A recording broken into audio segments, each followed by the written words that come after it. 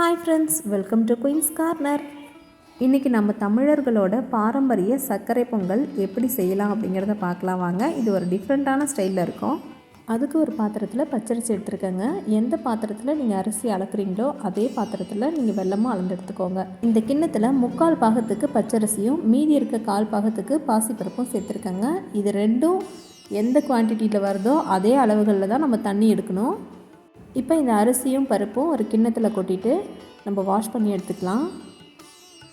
2 time நல்லா களைஞ்சி wash பண்ணி எடுத்துருங்க. அதுக்கப்புறம் 3வது டைம் கழுவுற தண்ணியை இதே கிண்ணத்தில் ஸ்டோர் பண்ணி வச்சுக்கோங்க. இது நமக்கு சமைக்கிறதுக்கு யூஸ் ஆகும். எப்போதும் நம்ம பாரம்பரிய முறைப்படி பொங்கல் வைக்கும்போது இந்த மாதிரி இந்த தண்ணியை அலசின தண்ணியை தனியாக எடுத்து வச்சுக்கிட்டு அதில் பொங்கல் பொங்கினா ரொம்பவே டேஸ்ட்டாக இருக்கும்னு சொல்லுவாங்க. இப்போ அரிசியும் பருப்பையும் தண்ணி ஊற்றி திரும்பவும் ஊற வச்சுருங்க. ஒரு 20 நிமிஷத்துக்கு ஊறினா போதும். இது தனியாக இருக்கட்டுங்க. இப்போ பொங்கல் வைக்கிறதுக்கு ஒரு பானை எடுத்துக்கலாம்.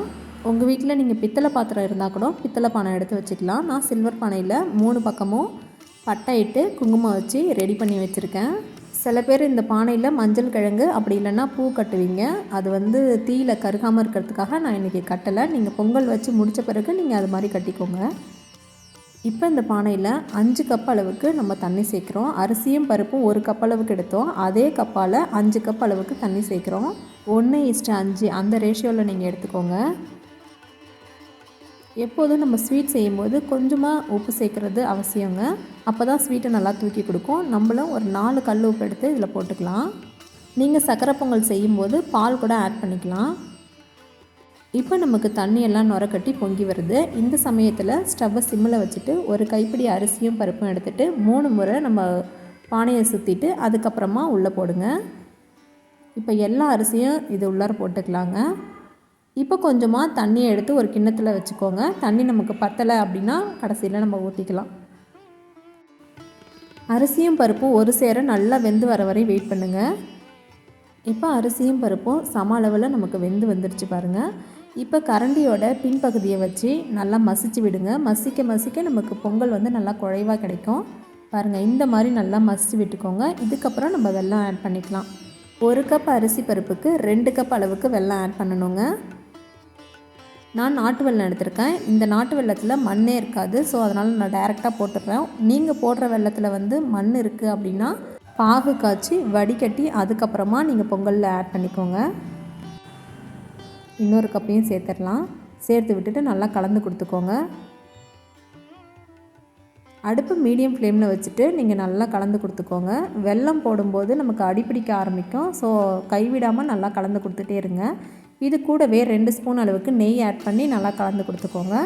இப்போ ஒரு 2 நிமிஷத்துக்கு கலந்து கொடுத்துட்டு அதுக்கப்புறமா நெய்யில் வறுத்து வச்சுருந்த முந்திரி திராட்சையை இதில் ஆட் பண்ணிக்கலாம். உங்களுக்கு எந்த அளவுக்கு முந்திரி திராட்சை வேணுமோ அந்தளவுக்கு நீங்கள் ஆட் பண்ணிக்கோங்க. முந்திரி திராட்சை வறுக்கும்போது லைட்டாக கலர் சேஞ்ச் ஆச்சுனாவே போதுங்க. அந்த பொன்னிறமாக இருக்கும்போதே நீங்கள் ஆட் பண்ணால் தான் நமக்கு சக்கரை பொங்கலில் முந்திரி திராட்சையோட ஃப்ளேவர் நல்லா சூப்பராக எடுத்து கொடுக்கும். இப்போ இந்த சமயத்தில் வாசனைக்காக ஏலக்காய் தூள் 1/2 ஸ்பூன் அளவுக்கு சேர்த்துக்கலாம். இது கூடவே பச்சை கற்பூரம் ஒரு சின்ன சைஸ் நான் காமிச்சேன் இல்லைங்களா, அந்த சைஸ் இருந்தாவே போதும். அந்த சைஸு பச்சை கற்பூரம் கொஞ்சம் சேர்த்துக்கோங்க. உங்களுக்கு பச்சை கற்பூரம் ஸ்மெல் பிடிக்கும்னா சேர்த்துக்கோங்க. அப்படி இல்லைன்னா அதை நீங்கள் ஸ்கிப் பண்ணிடலாம்.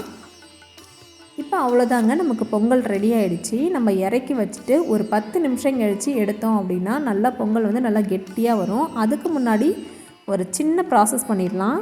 சக்கரை பொங்கல் செய்யும்போது இறக்கி வச்சுட்டு ஒரு 2 ஸ்பூன் அளவுக்கு நெய் விட்டு நல்லா கலந்து கொடுத்துக்கலாங்க. நல்ல வாசனையாக இருக்கும். இது கூடவே ஃபைனல் டச்சாக 2 ஸ்பூன் அளவுக்கு தேன் விட்டு நீங்கள் கலந்துருந்தீங்க அப்படின்னா சக்கரை பொங்கல் இன்னும் சுவை கூடுதலாக டேஸ்ட்டாக இருக்கும். நீங்கள் ட்ரை பண்ணி பாருங்கள் ஒரு முறை.